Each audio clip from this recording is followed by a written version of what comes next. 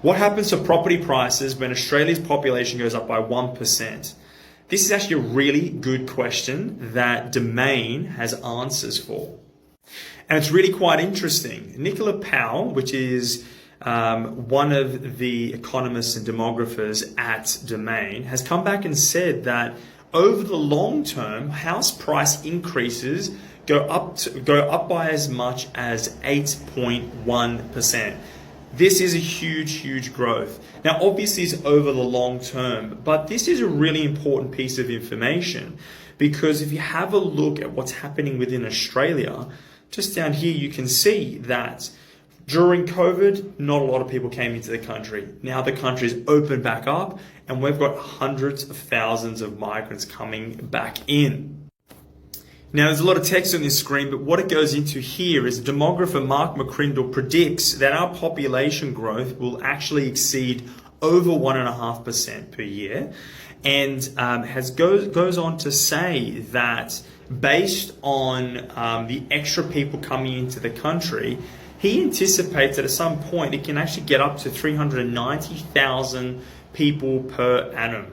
Now, that's much more than a 1% increase per year. Now, as a person that's looking at buying real estate, you need to have a look at this big picture and not look at the immediate short term.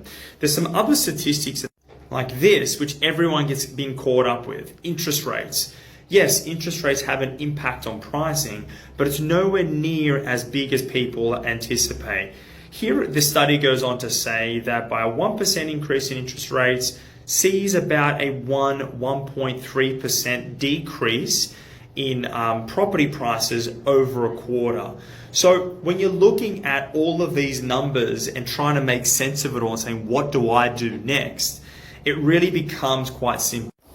Focus on the big picture. Our country is growing. People want to live here.